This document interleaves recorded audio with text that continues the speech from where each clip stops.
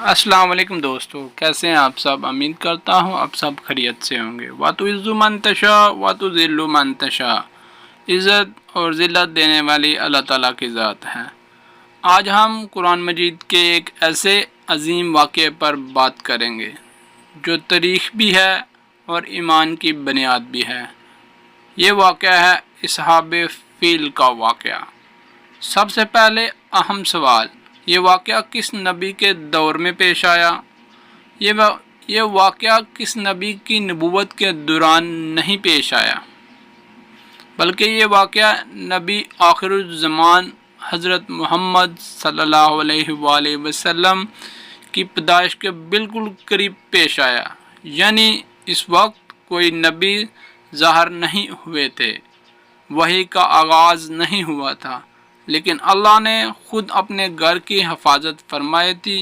یہ واقعہ کس سال پیش آیا؟ یہ واقعہ پیش آیا عام الفیل میں، یعنی ہاتھیوں والے سال۔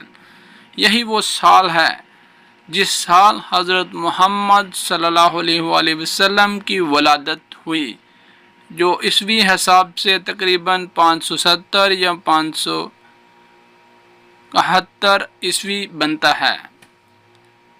اس لیے عربی تاریخ میں یہ سال ایک نشان بن گیا اور لوگ واقعات کو عام الفیل سے جوڑ کر یاد رکھتے تھے۔ واقعہ کا پس منظر، یمن کا عیسائی حکمران ابرہ الشرام نے صنعاء میں ایک عظیم گرجا تعمیر کیا، یعنی کعبے کی کاپی تعمیر کی،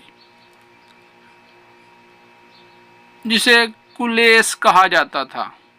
ابرہ چاہتا تھا کہ عرب کے لوگ خانہ کعبہ چھوڑ کر اس کے گرجے کا طواف کریں۔ جب ایسا نہ ہوا تو اس نے فیصلہ کیا کہ نعوذ باللہ خانہ کعبہ کو ہی ختم کر دیا جائے۔ ابرہ ایک بڑی فوج اور ہاتھیوں کا لشکر لے کر نکلا، جس میں ہاتھی اور گھوڑے شمار تھے۔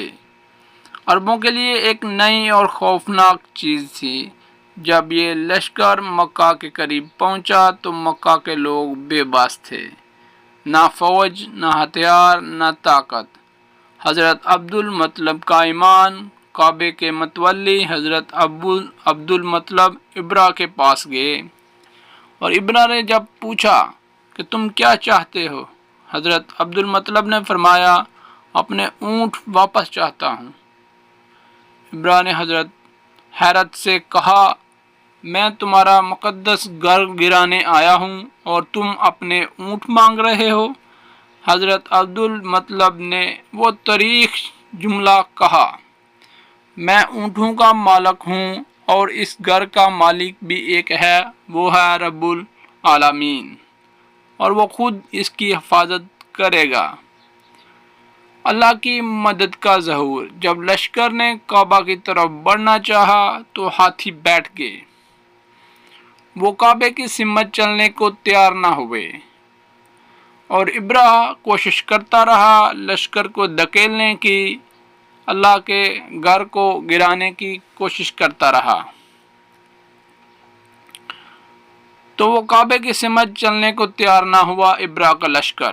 اسی وقت آسمان سے چھوٹے چھوٹے پرندوں کے غول نمودار ہوئے، یعنی جھنڈ رونما ہوئے، جنہیں قرآن نے ابابیل کہا ہے۔ ان کے پنجوں اور چونچ میں چھوٹے چھوٹے کنکریاں تھیں جو اللہ کے عذاب کا ذریعہ بنی۔ یہ کنکریاں جس پر پڑتی اس کا جسم گلنے لگتا اور وہ ہلاک ہو جاتا۔ قرآن مجید میں کہاں بیان ہوا ہے یہ واقعہ؟ قرآن مجید کی سورۃ الفیل سورۃ نمبر 105 میں بیان کیا گیا ہے، اور اللہ تعالیٰ فرماتے ہیں، أَلَمْ تَرَ كَيْفَ فَعَلَ رَبُّكَ بِأَصْحَابِ الْفِيلِ فَجَعَلَهُمْ كَعَصْفٍ مَّأْكُولٍ۔ کیا تم نے نہیں دیکھا کہ تمہارے رب نے ہاتھی والوں کے ساتھ کیا کیا کیا اور انہیں کھائے ہوئے بوسے کی طرح کر دیا؟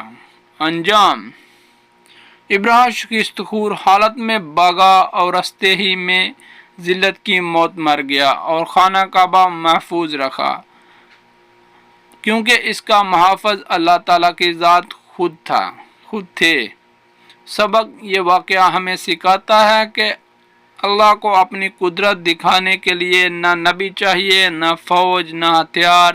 اگر اللہ چاہے تو چھوٹے پرندے بھی دنیا کی بڑی طاقتوں کو مٹا سکتے ہیں، اور یہی ہے اصحاب فیل کا واقعہ، اور یہی ہے اللہ کی عظیم قدرت، جسے چاہے جب چاہے عزت دے، جسے چاہے جب چاہے ملیا مٹ کر سکتی ہے، یہ اللہ کی قدرت۔ سو تھینکس فار واچنگ۔ یہ تھا ہمارا ایک قرآن کا خوبصورت واقعہ، جس سے مسلمانوں کو بہت کچھ سیکھنا چاہیے، آج کے حکمرانوں کو بہت کچھ سیکھنا چاہیے۔ یہ اللہ تعالیٰ نے قرآن میں یہ واقعات کیوں درج کیے؟ تاکہ آنے والے حکمران ان چیزوں سے کچھ سیکھ سکیں، پر ہماری یہ بدبختی ہے، ہم اپنی مقدس کتاب سے بھی بہت دور ہوتے جا رہے ہیں۔ Thanks for watching, thanks for supporting. ملتے ہیں نیکسٹ ٹاپک میں ایک اچھے سوچ کے ساتھ، ایک اچھے انداز کے ساتھ۔ اللہ حافظ۔